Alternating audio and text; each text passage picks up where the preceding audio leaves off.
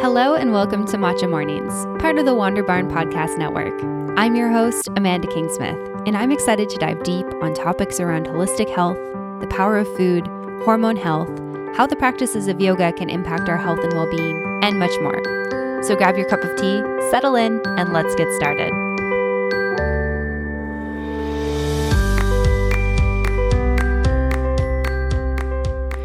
Hello, friends, and welcome back to another episode of Matcha Mornings. I'm so happy that you're joining me for today's mini episode of the podcast.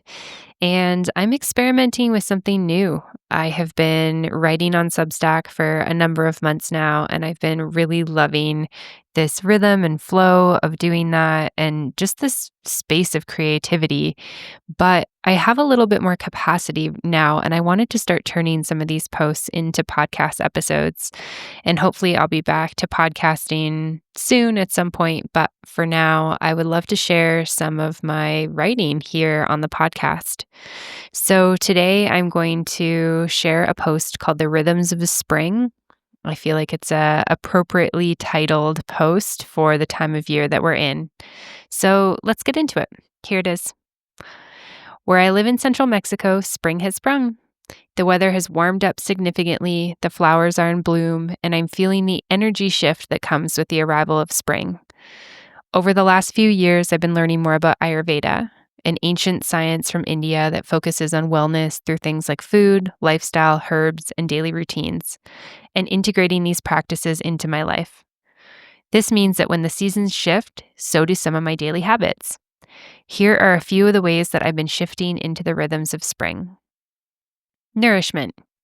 As the weather warms up, we tend to grab lighter, more cooling foods, which is an example of Ayurveda and seasonal living show up naturally for most of us.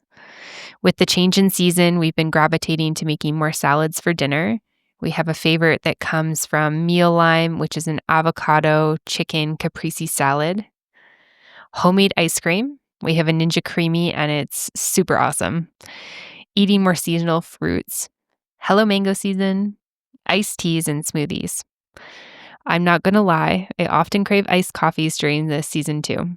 However, in an effort to consume less caffeine, I've been making a big batch of herbal tea and then drinking it on ice.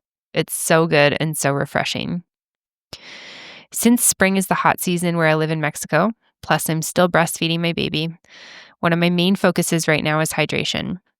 I'm starting my day with warm lemon water with salt and minerals and consuming as many electrolytes as possible throughout the day on top of my iced teas.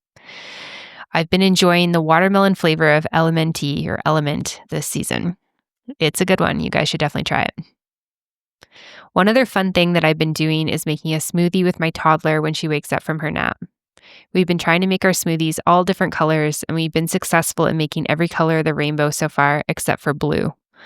I add whatever color fruit she wants, coconut water, milk, and protein powder so that it's the perfect snack for all of us.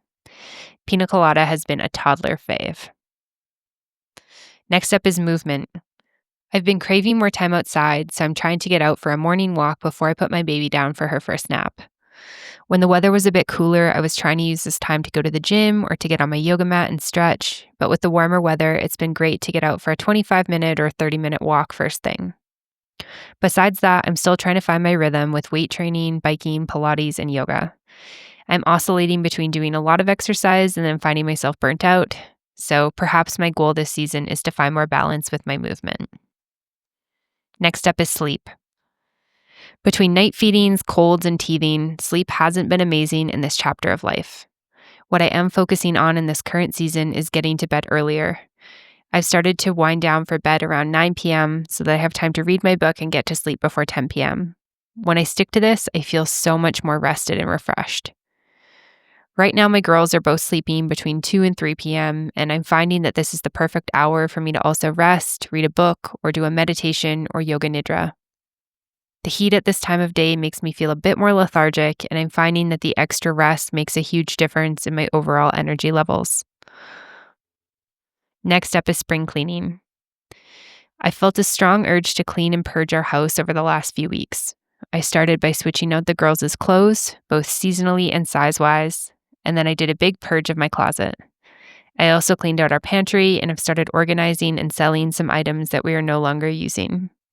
There's still a lot more to go, but so far it feels so good to spring clean. New habits and other tidbits. I've been doing Megan Rose Wilson's Golden Time course, and I love it. It's helped me build a daily journaling practice, which is very nourishing for my mental and emotional well-being. The course is coming to a close soon, but I'm hoping I can continue the daily journaling habit amongst others that I've created. I don't have much of a green thumb, but my mom is an avid gardener and she was visiting last week, so we set up a kid-friendly garden with my toddler. We planted 3 types of flowers, 3 types of herbs, and some lavender. The zinnia and sunflowers have already sprouted. Wish us luck keeping everything alive. Finally, I'm experimenting with making my first batch of kefir water, and I used a recipe from Substack, actually, from Hannah from Ballerina Farm, and I'm attempting to make sourdough for the second time. Again, wish me luck. All right, friends, that's all for now. I want to wish you a happy spring, and I would love to hear, what are you working on this spring? What are your rhythms of spring that you're tuning into? I've also got another post with some practices and intentions for May if you want to dive deeper into ways that you can tune in seasonally with the month and set some nice intentions for yourself and your family. If you'd like to check that out, you can head on over to amandakingsmith.substack.com. You can read all my posts there. You can also listen to the posts as well. Thank you so much for listening, and I will see you soon. Bye for now. Thanks so much for listening to this episode of Matcha Mornings. To find links mentioned in this episode, show notes, photos, and more, head on over to wanderbarn.com/podcast/matcha-mornings. To be the first to know about brand new episodes of Matcha Mornings, subscribe on your podcast app. If you enjoyed this episode of the show, please leave a review or send me an email at wanderbarn@gmail.com with the subject line Matcha Mornings. To follow along with me, Amanda Kingsmith, you can find me on Instagram at Amanda Kingsmith to learn more about other fun projects I'm working on. To find more great podcasts like this one on topics such as travel, the business of yoga, cryptocurrency, and more, head on over to wanderbarn.com. Thanks for listening, and I'll see you soon.